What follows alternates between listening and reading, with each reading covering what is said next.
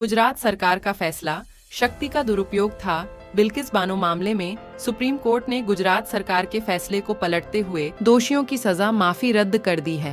Supreme court के फैसले के बाद दोषियों को अब फिर से जेल जाना होगा। सुप्रीम कोर्ट ने अपने फैसले में कहा कि जहां अपराधी के खिलाफ मुकदमा चला और सजा सुनाई गई, वही राज्य दोषियों की सजा माफी का फैसला कर सकता है। सुप्रीम कोर्ट ने कहा, दोषियों की सजा माफी का फैसला गुजरात सरकार नहीं कर सकती, बल्कि महाराष्ट्र सरकार इस पर फैसला करेगी। देखने वाली बात है कि बिल्किस बानो मामले की सुनवाई महाराष्ट्र में हुई। कोर्ट ने यह भी कहा कि दोषियों को रिहा करने का गुजरात सरकार का फैसला शक्ति का दुरुपयोग था। सुप्रीम कोर्ट ने सभी 11 दोषियों को अगले 2 हफ्ते में जेल अथॉरिटी के सामने आत्मसमर्पण करने का आदेश दिया है। बिल्किस बानो गैंगरेप के 11 दोषियों की सजा गुजरात सरकार ने माफ कर दी थी। गुजरात सरकार के इस फैसले को सुप्रीम कोर्ट में चुनौती दी गई, जिस पर सुप्रीम कोर्ट आज अपना फैसला सुनाया। जस्टिस बीवी नागरत्ना और जस्टिस उज्ज्वल भुइयां की पीठ ने मामले की सुनवाई की और 12 अक्टूबर 2023 को अपना फैसला सुरक्षित रख लिया था। गुजरात सरकार की माफी नीति के तहत साल 2022 में बिल्किस बानो से गैंगरेप और उसके परिवार के 7 सदस्यों की हत्या के दोषियों की सजा माफ कर दी थी और उन्हें जेल से रिहा कर दिया था। हालांकि अब सुप्रीम कोर्ट के फैसले के बाद दोषियों को फिर से जेल जाना होगा। इन दोषियों को सीबीआई की विशेष अदालत ने साल 2008 में उम्र कैद की सजा सुनाई थी, जिस पर बॉम्बे हाई कोर्ट ने भी अपनी मुहर लगाई थी। उम्र कैद की सजा पाए दोषी को 14 साल जेल में ही बिताने होते हैं।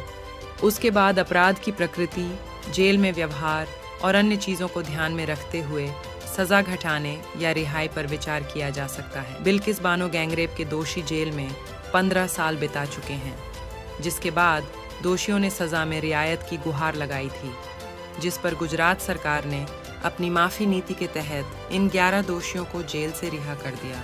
गुजरात सरकार के इस फैसले के खिलाफ 30 नवंबर 2022 को सुप्रीम कोर्ट में 2 याचिकाएं दायर की गईं। पहली याचिका में दोषियों की रिहाई को चुनौती देते हुए उन्हें वापस जेल भेजने की मांग की गई थी। वहीं दूसरी याचिका में सुप्रीम कोर्ट के मई में दिए गए आदेश पर पुनर्विचार की मांग की गई थी, जिसमें सुप्रीम कोर्ट ने कहा था कि दोषियों की रिहाई का फैसला गुजरात सरकार करेगी। सुनवाई के दौरान सुप्रीम कोर्ट ने की थी अहम टिप्पणियां याचिकाओं पर।